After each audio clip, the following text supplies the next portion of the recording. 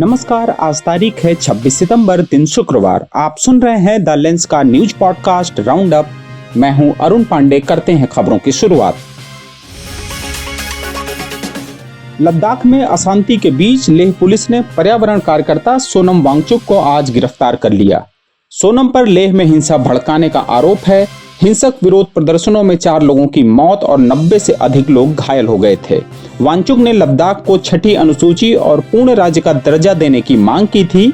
10 सितंबर को शुरू हुई उनकी भूख हड़ताल 24 सितंबर को हिंसा बढ़ने के बाद खत्म कर दी गई थी। गृह मंत्रालय ने वांगचुक के बयानों को अरब स्प्रिंग और नेपाल जेंजी जैसे विरोधी बयानों से जोड़ा, जिसे भीड़ को उकसाने वाला बताया गया। हिंसा के बाद से अधिकारियों ने विरोध प्रदर्शनों को रोकने और व्यवस्था बनाए रखने के लिए लेह में कर्फ्यू और पड़ोसी कारगिल में धारा 163 के तहत प्रतिबंध लगा दिए हैं। पुलिस ने लगभग 50 लोगों को हिरासत में लिया है। कर्फ्यू प्रतिबंध शुक्रवार को तीसरे दिन भी जारी रहे। उधर गृह मंत्रालय ने लेह एक्सप्रेस बॉडी और कारगिल डेमोक्रेटिक अलायंस के नेताओं से संपर्क साधा है। 7 अक्टूबर को होने वाली अहम वार्ता से पहले शनिवार को नई दिल्ली में एक तैयारी बैठक होगी। इसमें लद्दाख के 7 प्रतिनिधि मंडल, जिसमें लेह और कारगिल के 3 नेता और सांसद हाजी हनीफ जान शामिल होंगे। इस बैठक में लद्दाख के मौजूदा हालात और 7 अक्टूबर को वार्ता के एजेंडे पर चर्चा होगी। पिछली वार्ता 27 मई को हुई थी। वहीं कर्नाटक में भी सरकारी नौकरियों में भर्ती और आयु सीमा बढ़ाने की मांग को लेकर छात्र सड़क पर हैं। छात्रों ने सिद्धरामैया सरकार के खिलाफ मोर्चा खोल दिया है। एक दिन पहले अखिल कर्नाटक राज्य छात्र संघ के बैनर तले हजारों छात्र धारवाड़ के जयंती सर्कल पर जमा हुए। प्रदर्शनकारियों ने मांग की कि पुलिस कांस्टेबल, उप निरीक्षक, एफडीए और एसडीए जैसे पदों पर जल्द भर्ती शुरू हो और आयु सीमा में कम से कम 5 साल की छूट दी जाए। कर्नाटक में आयु सीमा अन्य राज्यों की तुलना में काफी कम है। सामान्य वर्ग के लिए 25 साल और अनारक्षित वर्ग के लिए 27 साल।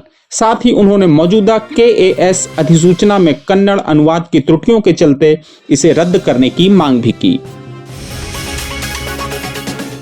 उधर यूपी के कानपुर से उठा आई लव मोहम्मद विवाद आज बरेली तक पहुंच गया। जुमे की नमाज के बाद मुस्लिम समाज के सैकड़ों लोग सड़क पर उतर आए और आई लव मोहम्मद लिखे बैनरों के साथ प्रदर्शन किया। इस दौरान एक स्कूल के पास कुछ शरारती तत्वों ने तोड़फोड़ की, जिसके बाद पुलिस को लाठीचार्ज करना पड़ा। मौलाना तौकीर रजा को नजरबंद कर लिया गया है। मौलाना ने शांतिपूर्ण प्रदर्शन की अपील की थी और डीएम के जरिए राष्ट्रपति को ज्ञापन भेजने की बात कही थी। शहर में सुबह से ही इस्लामिया मैदान और बिहारीपुर में भारी पुलिस बल तैनात था। स्थिति अब नियंत्रण में है। आज एक ऐतिहासिक पल में भारतीय वायुसेना ने अपने दिग्गज MiG-21 फाइटर जेट को 62 साल की शानदार सेवा के बाद रिटायर कर दिया। चंडीगढ़ एयरबेस पर आयोजित एक समारोह में इस सुपरसोनिक जेट को विदाई दी गई। 1963 में वायुसेना में शामिल MiG-21 ने 1965, 1971, कारगिल और 2019 के बालाकोट एयर स्ट्राइक में अहम भूमिका निभाई थी। इस मौके पर रक्षा मंत्री राजनाथ सिंह, वायुसेना प्रमुख एपी सिंह समेत कई वरिष्ठ अधिकारी मौजूद थे। 6 MiG-21 ने अंतिम बार पैंथर फॉर्मेशन में उड़ान भरी, जिसमें 7वीं महिला pilot squadron leader Priya Sharma भी शामिल थी। अब MiG-21 की जगह स्वदेशी तेजस LCA मार्क A1 लेगा। अब रिटायर्ड मिग के हिस्सों को इंजीनियरिंग कॉलेजों और युद्ध स्मारकों में इस्तेमाल किया जाएगा। एक MiG-21 को चंडीगढ़ के वायुसेना हेरिटेज म्यूजियम में भी प्रदर्शित किया गया है। उधर अमेरिकी राष्ट्रपति डोनाल्ड ट्रंप ने भारत के फार्मा सेक्टर को तगड़ा झटका दे दिया है। उन्होंने भारत से आयात होने वाली दवाओं पर 100% टैरिफ लगाने की घोषणा कर दी है। ट्रंप का कहना है कि यह टैरिफ उन कंपनियों पर लागू नहीं होगा जो अमेरिका में दवा निर्माण संयंत्र लगाएंगी। इस खबर से आज भारतीय शेयर बाजार में फार्मा सेक्टर में 2% से ज्यादा की गिरावट देखी गई। नया टैरिफ 1 अक्टूबर से लागू होगा। ट्रंप ने पहले भी चेतावनी दी थी कि आयातित दवाओं पर टैरिफ 250% तक बढ़ाया जा सकता है।